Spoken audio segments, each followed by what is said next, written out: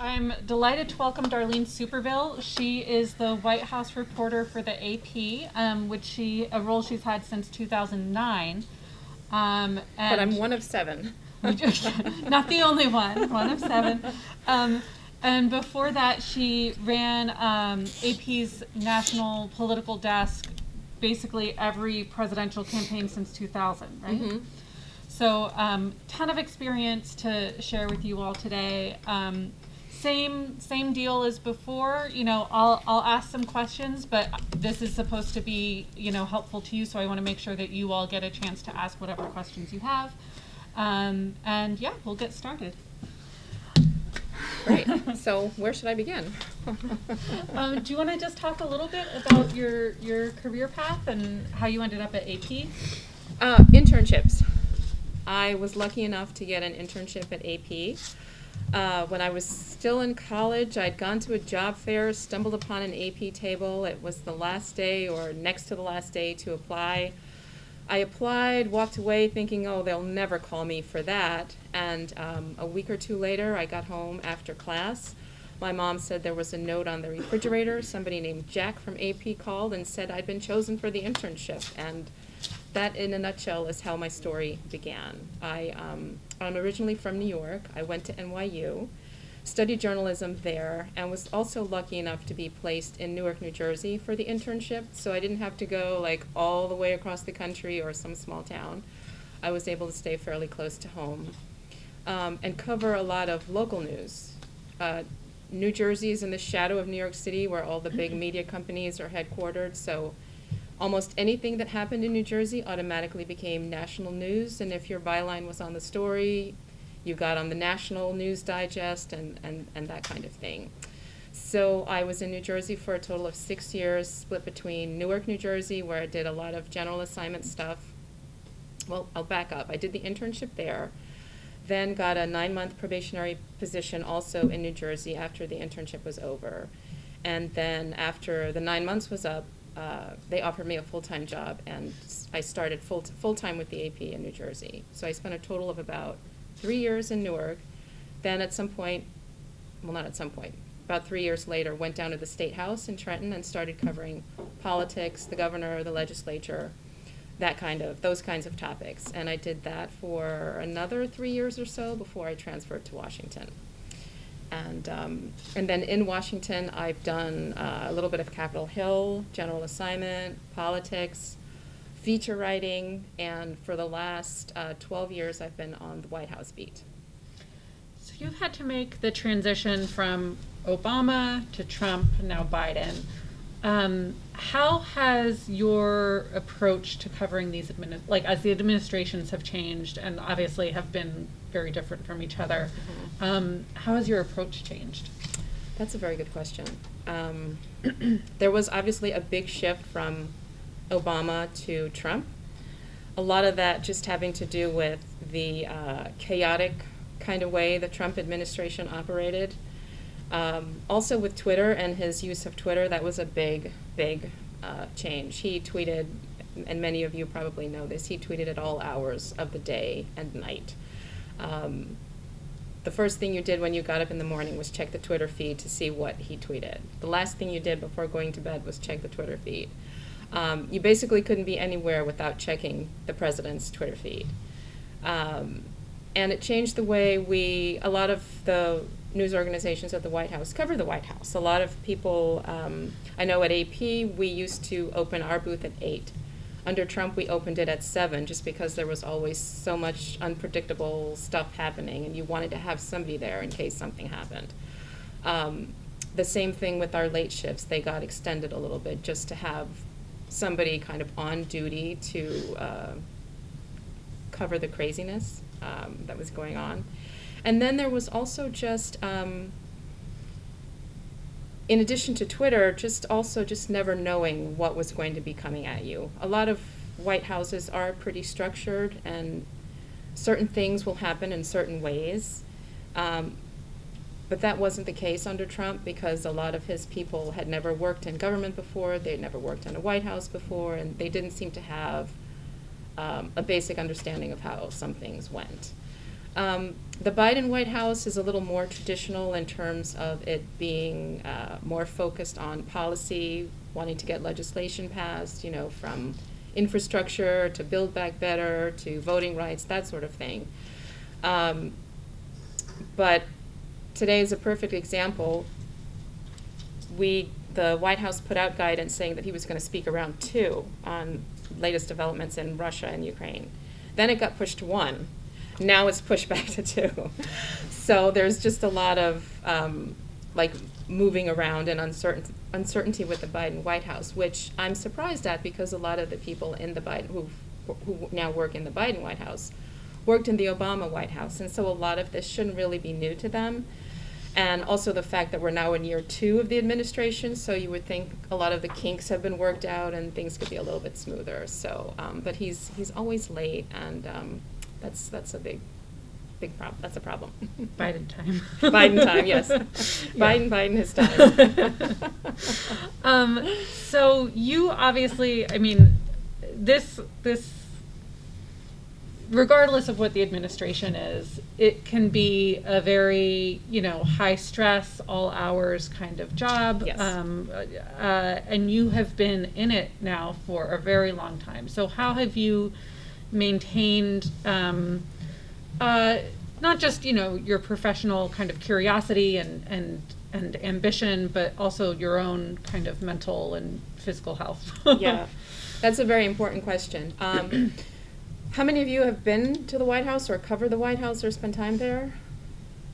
So I think with any beat in Washington, whether it is the White House or even Capitol Hill, which is also very intense has been very intense these past few years, you want to try to find, just carve out pockets of time for yourself, right? You can't work 20 hours a day, 7 days a week and be okay, and nobody should. It's great to work hard when you're on, you know, give it your all those 8, 9, 10 hours that you're on, but I would highly recommend carving out little pockets of time for yourself. And one thing that I do is on Thursday mornings from 6:15, I think it's 6:15 to 7:15, I go to a yoga class, right? And so you can't really downward dog, you know, texting a source or something like that. And it's an hour away from the phone, and whatever happens while you're doing yoga, you can catch up with it once the class is over. I do another gym class on Friday mornings also, just to kind of get away from the phone. Because I find that if you don't do those things, if you don't schedule that time, then you will just spend a lot of time wedded to the phone and reading email and that sort of thing. And it really is important to kind of get your head out of it a little bit. I like to run, I like to cook when I have free time, I like to bake. I find that slicing and dicing vegetables or whatever, you have to pay attention, right? Otherwise you could lose a finger. So just little things like that. Try to carve out time for yourself, and those are some of the things that I do. Running, I find, is a good stress relief for me. Not everyone may like to run, but find something that find an outlet for your stress, in other words. Mm-hmm. How do you approach covering the White House with the AP? Obviously, you know, you guys are wire service, you have a lot of different people you're serving. How do you approach that, and how is that different than maybe some other organizations? How do I approach it, or how does AP approach it? How do you approach it? Like, what would be an example? Like, when you're asking questions, when you're interviewing sources and everything, what audience are you writing for, like the most general audience possible, and like how does that kind of impact what you're looking for? Yeah, we write for the most general audience, which is everyone. The U.S., around the world. We have a big audience around the world, big video operation around the world. And for example, when we are in the briefings, today's briefing, for example, our line of questioning will it will be about the latest developments in Ukraine and Russia. We go for the top news story of the day,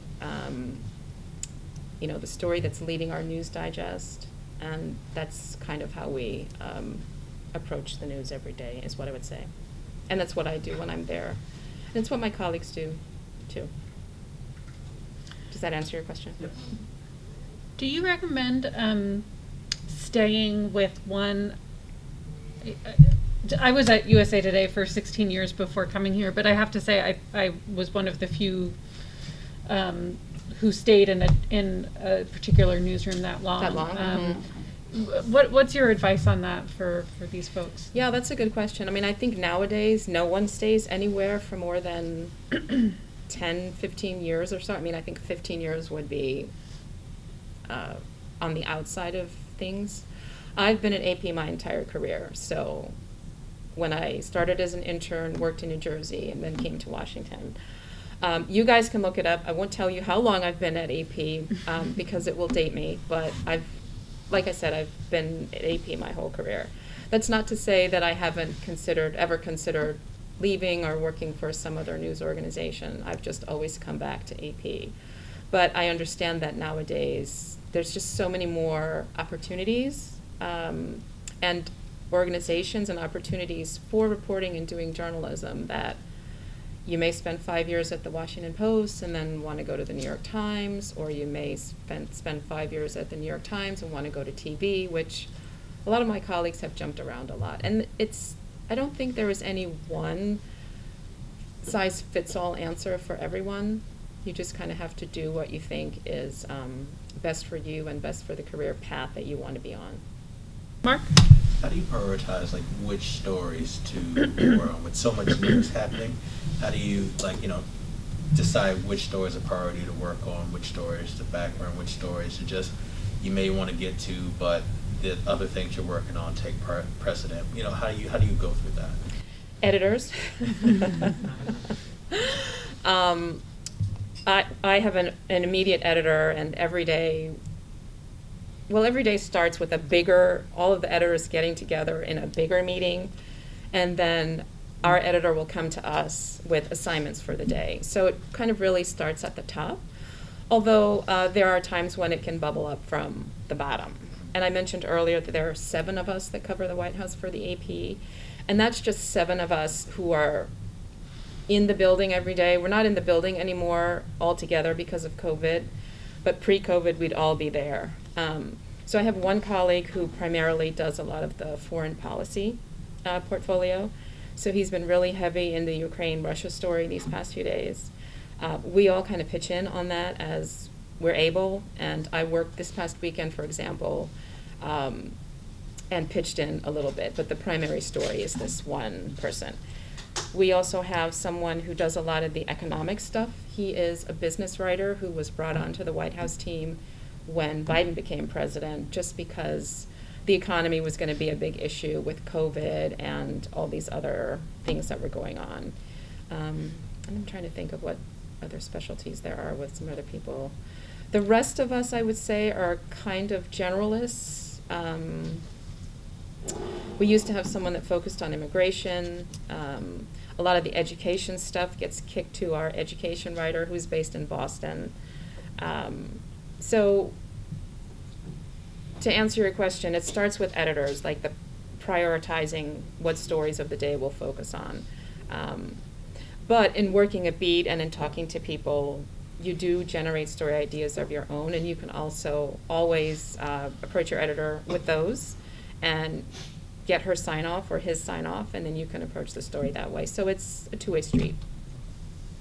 Have you ever thought about moving into editing instead of staying as a reporter? And you must like being a reporter. So what makes you stay? Yeah, I think it's much more fun to be a reporter than it is to be an editor, although becoming an editor is a natural progression for somebody who is in journalism and has been for 10, 15, 20 years or so, right? I mean, at some point, you may get tired of, chasing after people or whatnot, right? You may feel you're too old to do that kind of thing.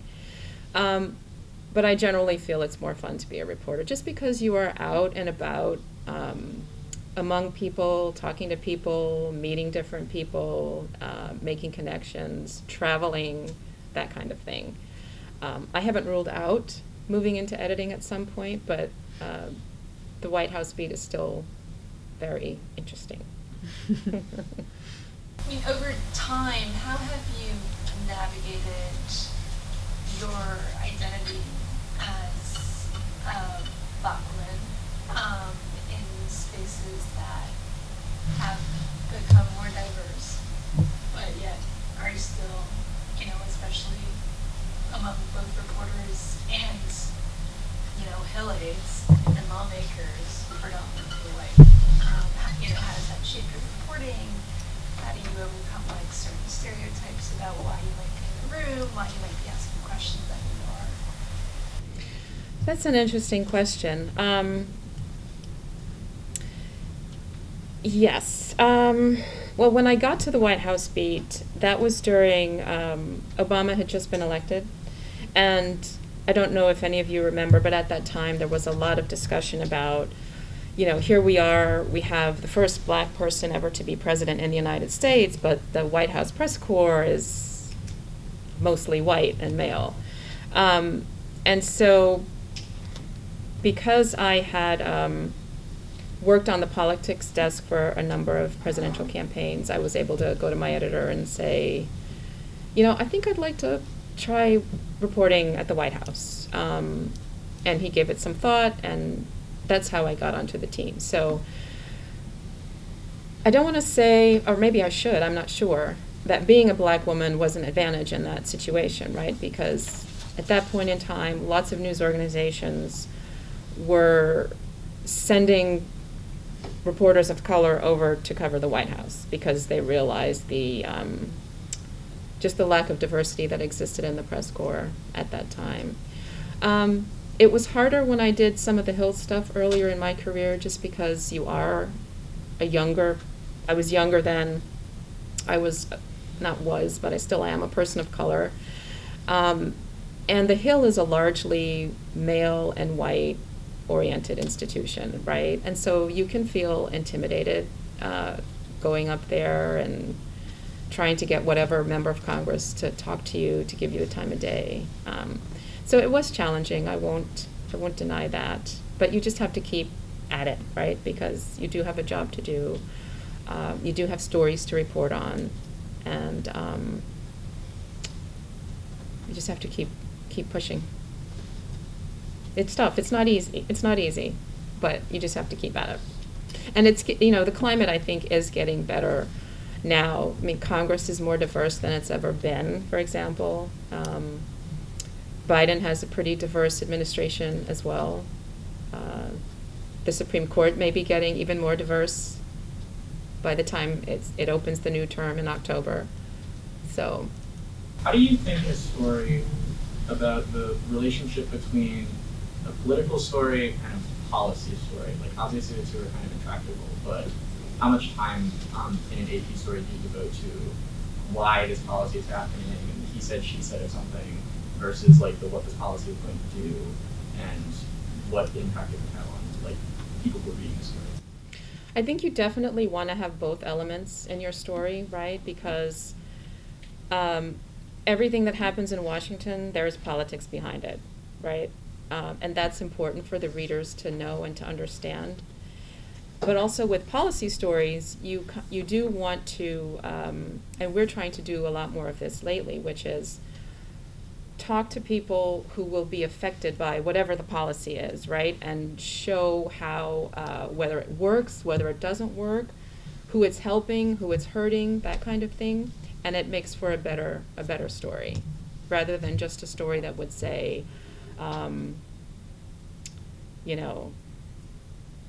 this new law would do X, Y, and Z, but you don't really give the reader a sense of how it will all unfold or how it will affect people. A lot of times you could do an anecdotal approach, right? You could find somebody who is affected by the policy, either one way or the other, and lead with their story.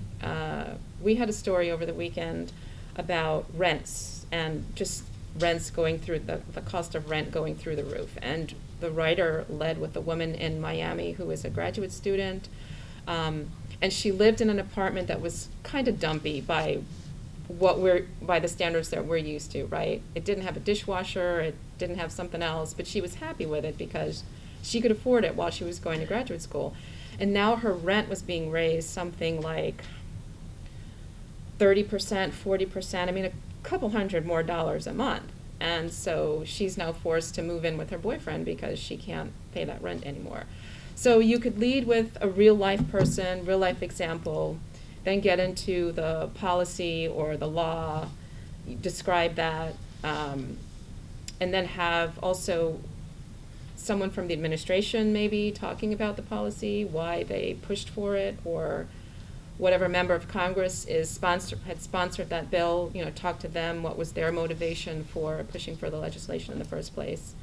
And then you could even also wrap up the story with another real person, maybe the flip side of the person you opened with, or someone else who's in a similar situation like the person you opened with. It all depends on the angle of the story. But yeah, I think all of that could go in there. A lot of the stories that we do at AP are kind of in the 800-word area range, so it can be done. Do you often get, we all get angry letters, but like that sort of thing, has it become kind of more intense over time, or angrier, or has it been more difficult to navigate over time? The angry letter stuff? Not angry letters, but the environment as a whole, all of this kind of stew put together between politicians, between readers, between staffers, all of it as well. I guess I would say that it definitely has gotten worse. Just like you say, not only with the parties, but with just people in general, right? The country is so divided right now that I don't know how any of this ever gets turned around and things go back to the way they were 10, 15, 20 years ago. Social media doesn't make it any easier, and one of the first things that I will do when I'm no longer a journalist is cancel my Twitter account. I can't wait for that day. And you also see it in some of the angry stuff that you get from readers. A prime example I had a couple of weeks ago after the Bidens announced that their cat had arrived. I wrote a cat story. And then over the weekend, I got this angry email from a reader who said,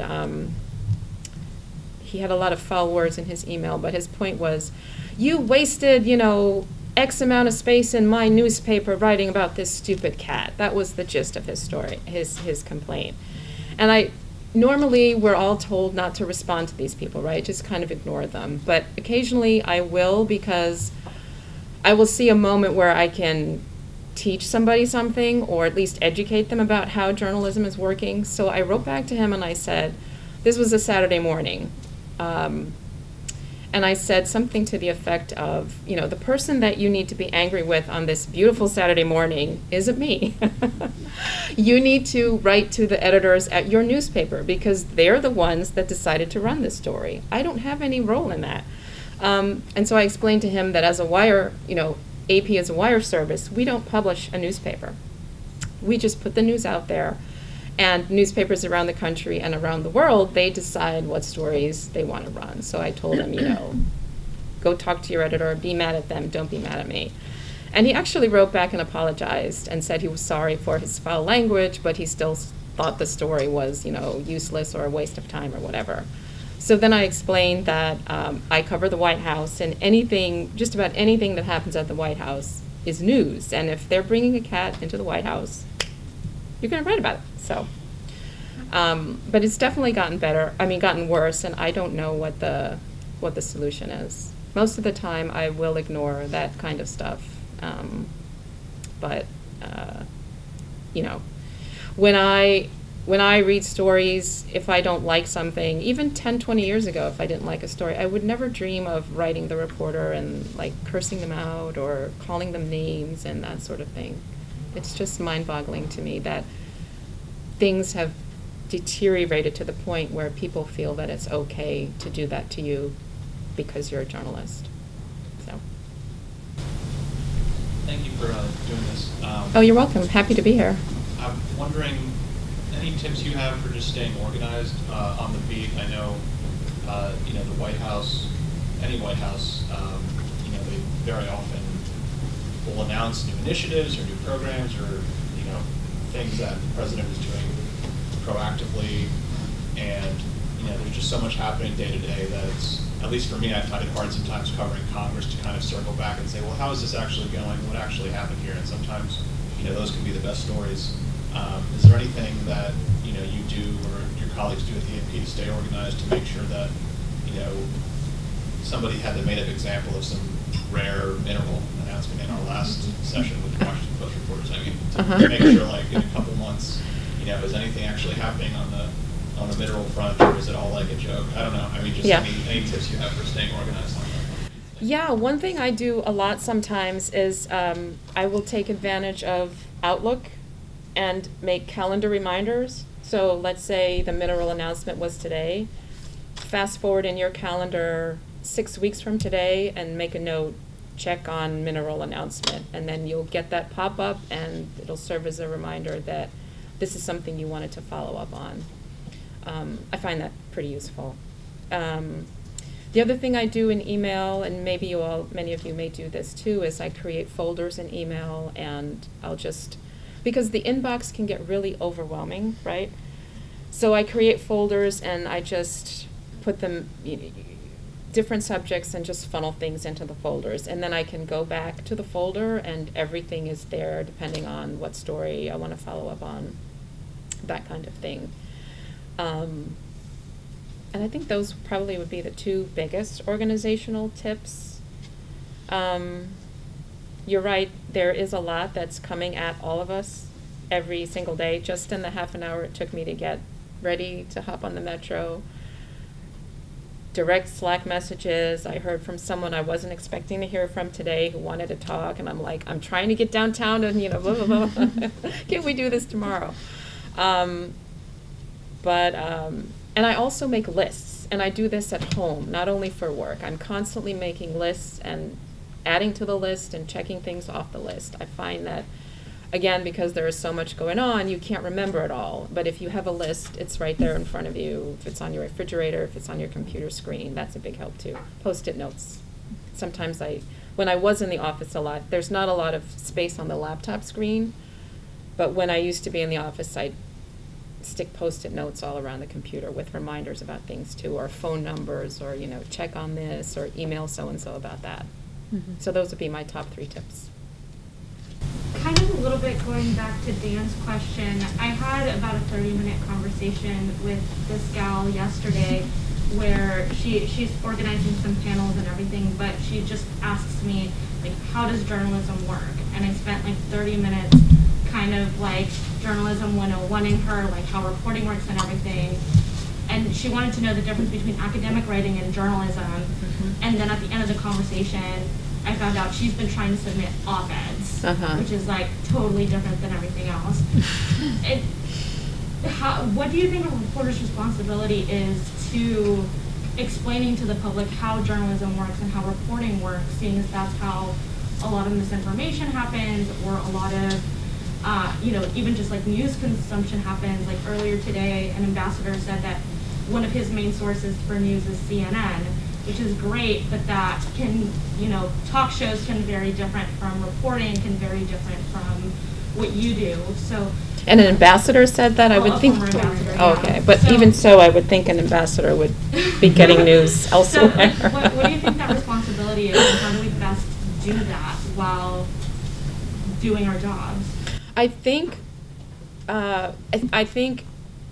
we should be taking on more responsibility to help people understand what journalism is and how we do it. And I think what you did with your friend, what I did with this person that emailed me about a cat, is a place to start, right? There are organizations out there that are supposed to be doing or talk about doing more of this journalism education kind of thing. But I think whatever we can do in our own daily lives will also help, because I'm learning that a lot of people just don't understand what we do and how we do it. And you sort of kind of think they know, but they don't really get it.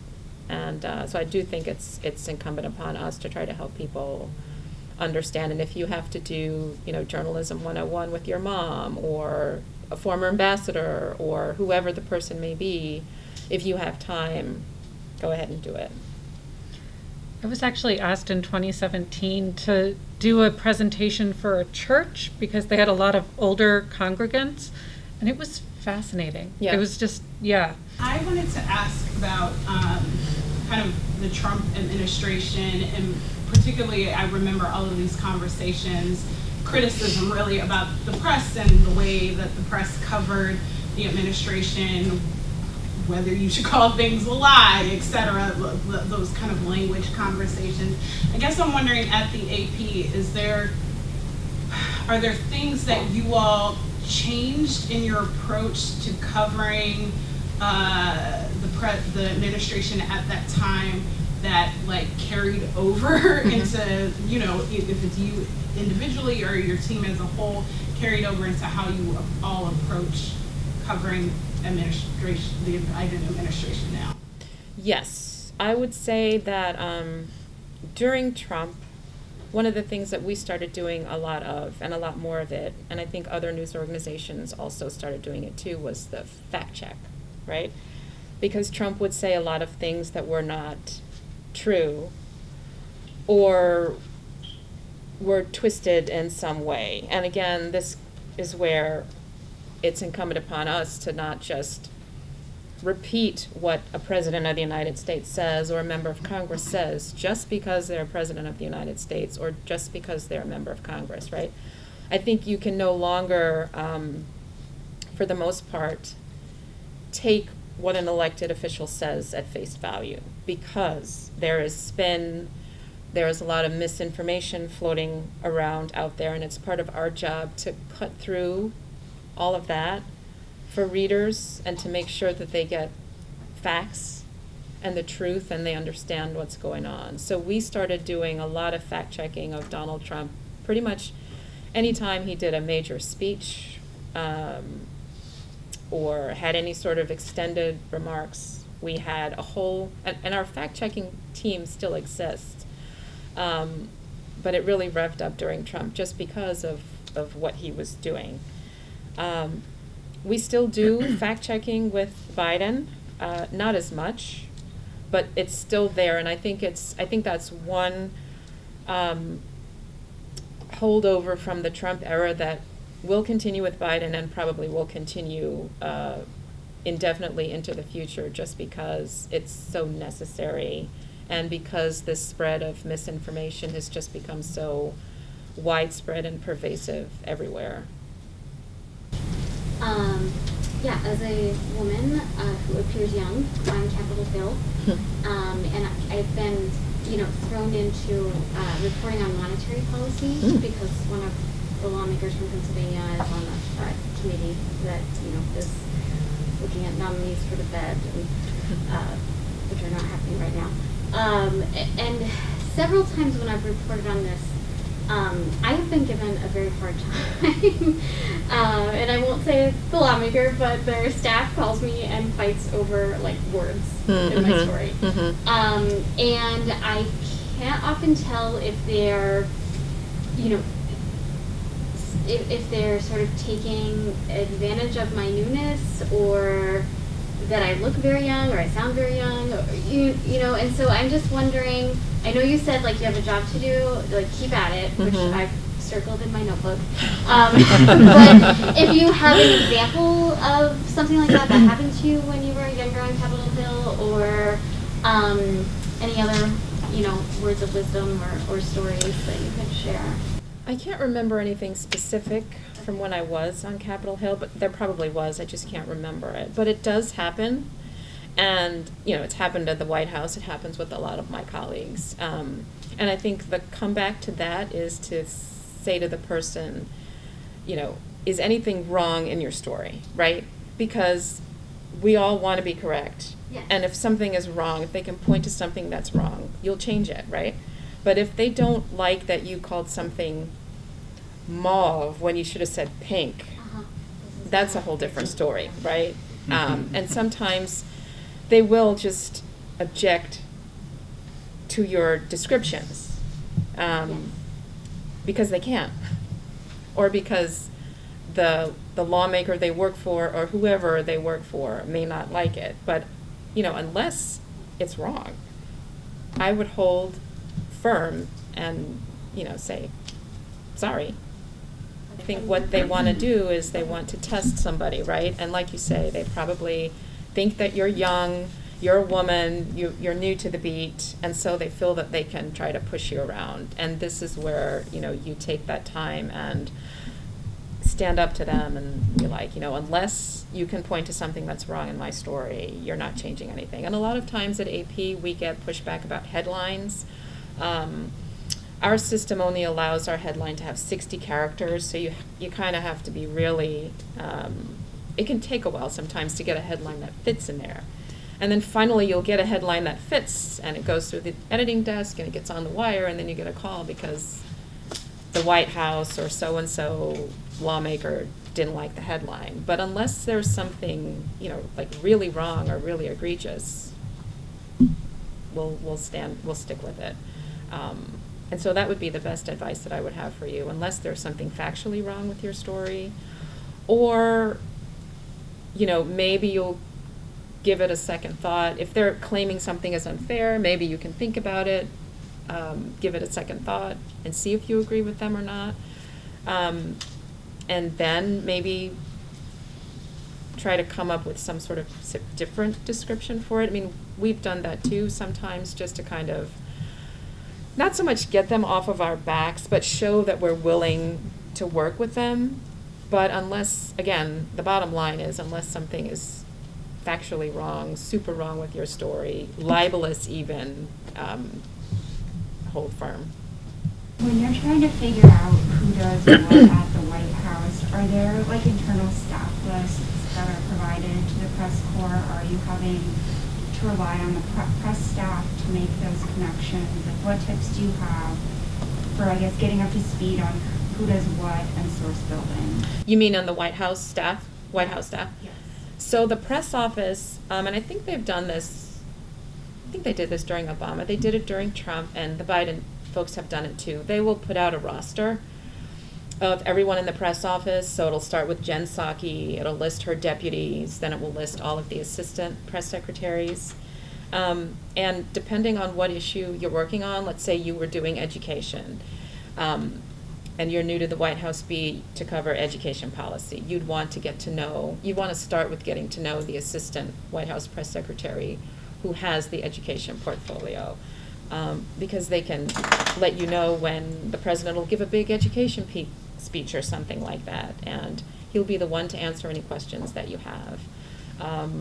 They do the same thing for the National Security Council. They will send out rosters with who's over, like, handling Russia, Ukraine right now, who's handling Afghanistan. So they'll break up the world into different areas.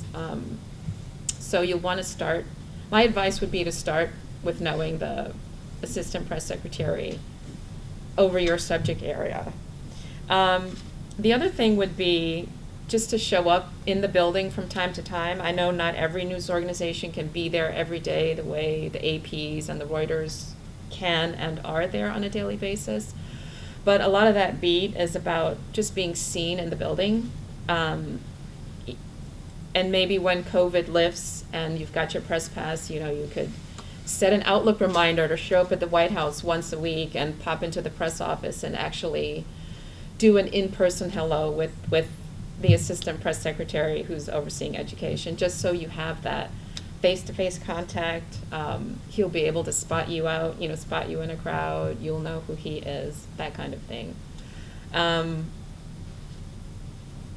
then after that, it gets a little bit harder after that, because the White House press corps, we can only go so far in the building. We can only go into the press office, the lower press and upper press, as you know. So the other way to try to get to know people is doing trips, traveling if you can, because sometimes the education secretary will travel with the president, and if the education secretary is traveling with the president on a particular day, maybe you can pitch your editor to go on that trip, and maybe you can have a little FaceTime with the education secretary and get to know him and his chief of staff, the education secretary's chief of staff or spokesperson, who would also probably be traveling with the president that day. And then if you're doing education policy, obviously you'd want to know the folks on the Hill who cover education, so that's another way, not cover education, the education committee folks, the staff. That's another way to get to know people and make sources. Because the White House and the Hill, they talk to each other all the time. And sometimes when you can't get something out of the White House, you can get it from the Hill, because the Hill just talks, all those members talk all the time. So those would be some ways to figure it out. Does that help you? Yes, thank you. Sure. I hope you're all hearing, just because I love when this happens with speakers because it's not planned, but hearing the consistency between what Darlene said and what Sungmin Kim said and what Susan Page said last month. I mean, it's all very, very spot on. I feel like when you're outside of DC, like it's usually a criteria for a feature subject that you get to spend some time with them, you get some access, but a lot of times that isn't really an option in DC with kind of people's schedules. So I was curious like how you approach reporting on personalities and really drawing rich features out, focus on people when you don't necessarily have all of that access. Yeah, that's a good question. I wish I did have more time, obviously, to work on the features that I do. I'm trying to remember the most recent profile that I did was last year. There's a woman in the White House. She is the Director of Intergovernmental Affairs. And so she will work with a lot of the states and local leaders on, if a hurricane hits, right, making sure they get their disaster declarations and money and that sort of thing. Anyway, she is the granddaughter of Cesar Chavez, who was a long time labor rights leader, farm workers advocate, that kind of thing. So I did work with the White House. If you want to profile somebody at the White House, it's best to start with the press office, because sometimes they will help you depending on the angle of the story that you're taking, right? And so this was a puff piece on this woman, and so they didn't object. And they arranged a telephone interview with her, and so she and I talked for about 20 minutes, and that helped with the story. And they also were able to suggest people that she had worked with before she came to the White House, and so that can help you get a lot of stories and anecdotes to kind of bring that person to life in the profile that you're writing about. And I ended up getting what I thought was a very good anecdote from someone she had worked with in the past. She had also worked in the Obama administration. So maybe I'll send you the link of that for that story afterward. And so that anecdote, I used that to open the story. She's a very kind of under the radar kind of person. She doesn't even use Chavez in her name. She goes by Julie Rodriguez just because she doesn't want to feel like she's trading on her grandfather's legacy and all of that. So all of that was able to go into the piece. And so that was one way in which it worked. But there have been lots of times when you have just maybe one day to do like a quick hit profile on somebody, and you just have to do it with background clips and, sometimes not necessarily talking to them. I was wondering, two questions. Are there any books about the White House that you recommend that people read, or books generally about journalism in DC, or books about the White House? And then the second question is, what are some of the settings that you've found most success in cultivating sources? Is it going to a press conference? Is it meeting people for coffee? Is it showing up at their office randomly, or tracking them out at first? Yeah, let's. I've never done that. Those are both good questions. Books about the White House. Well, I read Susan Page's book about Nancy Pelosi. I know that doesn't have anything to do with it has a little bit to do with the White House. There was a lot in there with her and Trump, and just how the two of them kind of clashed for a bit when Trump was president. And I just find Nancy Pelosi really fascinating as an individual and a woman leader in this male-dominated town. I recently read Robert Costa's Peril, which is about like the end of the Trump administration, the beginning of Biden, and all that craziness. Are you talking about a book that's sort of overall about covering the White House, or? Yeah, anything that's like really struck your interest, and either outlined good tactics for how to cover the White House, or any book that really struck you as like, wow, they really did this right, how to cover this institution. Yeah, I mean, I guess to that question, All the President's Men would be a good one to read, right? How Woodward and Bernstein cracked that story wide open. I'd have to think a little bit more on other books. I'm currently reading Zero Fail by Carol Leonnig of the Washington Post. It's about the Secret Service. It's not about the White House, but it's just a really good read. And there have been so many books that have been coming out lately about the White House, you know, by reporters, about Trump. A former colleague of mine has a book coming out next year, I think, Jonathan Lemire, also about Trump. I wanted to read many of them, but again, there's just only so many hours in the day, so you can only read so much. I think my best advice about sourcing would be, don't forget, you can be a human, right? There's this, and this is something that I subscribe to, right? Keeping a distance from your sources, right? Not getting too close to them because it'll affect your objectivity and all that stuff. But by the same token, you can still be a person, right? You can ask somebody about their kids. You can ask them about, if you knew they went on a fabulous vacation, you know, chit chat with them a little bit about their vacation. If you know that, God forbid, they lost a parent or, you know, suffered some loss like that, offer condolences and just be human, right? You don't have to be sort of cold and, I don't want to say heartless, but not showing any sympathy for people or any interest in who they are. I find that that sometimes goes a long way, because everyone who has kids loves to talk about their kids, right? And it sort of will show the source that you know something about them, and just get them to open up a little bit. Coffees are great if you can do that and get people to meet you for half an hour. And one thing that I often do when I'm meeting somebody for the first time, or if I've known them but we're getting out for a cup of coffee for the first time, sometimes I'll make that first meeting just all about them, right? You don't want to start the first meeting sort of poking at them for news and scoops and this and that, right? Try to build a little bit of a relationship with them first, and then maybe at that second meeting, then, hey, you know, I'm working on this story and I wanted to see if, you know, you could steer me or direct me or that kind of thing. It's hard to meet sources at the White House, I think, again, just because we, the reporters there, are in such a tightly controlled environment in terms of where we can go. The only people you'll really meet are the press office folks, because that's the only place we can go into.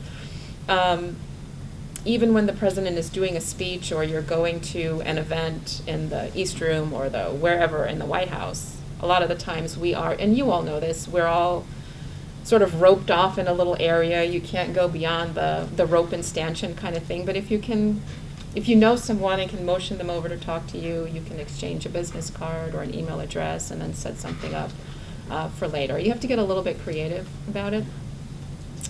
I talked earlier about trips. That's another way sometimes to meet people. Because when the Air Force One lands and everyone is kind of milling around on the tarmac waiting for the president to get off, sometimes you can grab somebody and have a quick conversation or ask a question, that kind of thing. So those would be some of the ways I would, suggestions I have for sourcing at the White House. I hope that helps. It does. Okay, cool. Do you consider yourself a natural extrovert?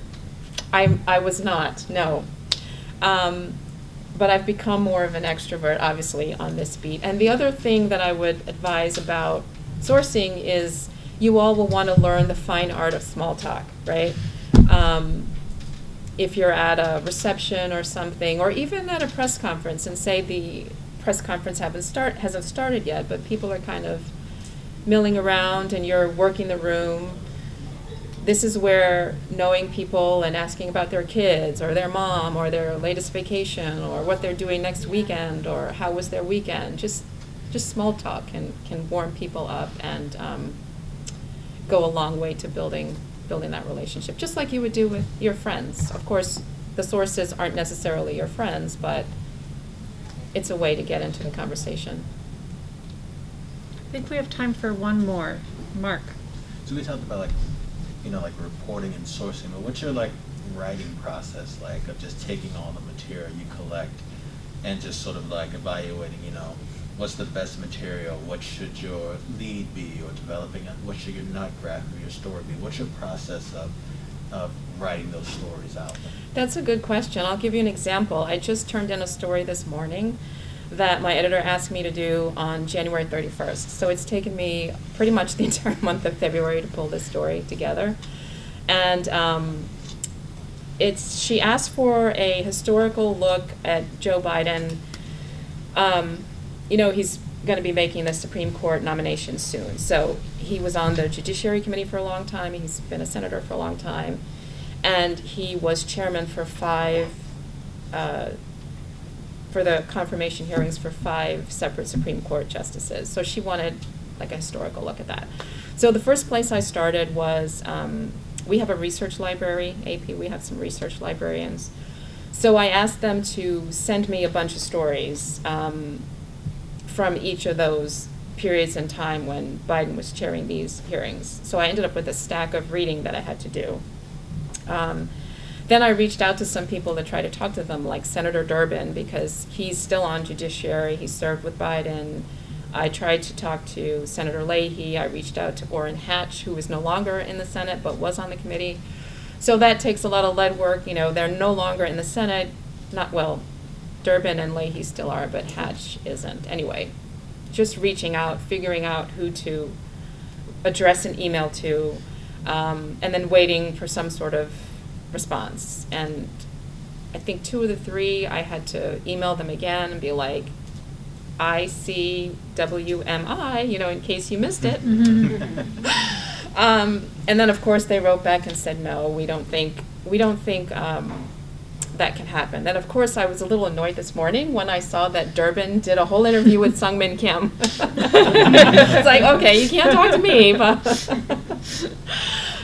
so there was some legwork in terms of making phone calls and trying to find some people to interview. And then it's because it's not a daily and a spot story, it's the kind of thing you chip away at in between this little thing happening in Europe.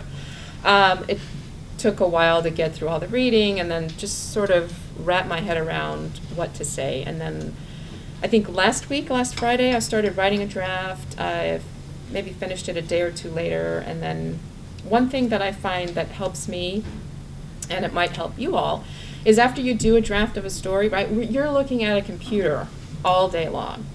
I find that after I've written the story in the computer, if I print it out, walk away, come back and read it on paper, then you can see where you can say things differently, you can see what you may be missing, what more you'd like to add, that kind of thing. And so after I did that, then I came up with a completely different lead, what I think is a more featurey lead that my editor might like better. So I finally turned that story in this morning. But that one story was 3 weeks of, stuff. Yeah. And I was hoping to finish it on Sunday. I work this weekend. There are 6-7 of us that do White House. With weekends, we all take turns. So we're all working a weekend maybe once every 6 or 7 weeks. So this holiday weekend was mine. Saturday, I was at the White House. Sunday, we thought that, Saturday he went to lunch, then he went to church. That was fine. Sunday, we figured, okay, he's not going to do anything. We got what's called a lid pretty early on Sunday morning. And I thought, okay, great, I can stay home and finish the story. Next thing I know, I'm getting a phone call.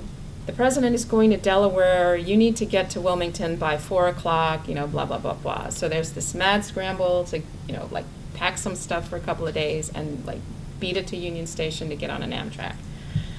My colleagues and I got up there, and then, within a couple hours of getting up there, then comes the note, okay, this family situation that he was going to Wilmington for has been resolved, and he's no longer coming. So we had to all, scramble again to get back to the train station and get on a train and come back to D.C. So just like what happened with all of you today, you all are so nicely dressed and we're hoping to go to the White House, and this little thing in Europe happened. That's one of the one of the pitfalls of covering the White House. Things change so rapidly, and you have to be very nimble and, you know, quick on your feet, making quick pivots and things like that. But yeah, so anyway, long story short. Well, thank you so much, Darlene. You're welcome. I hope it was helpful.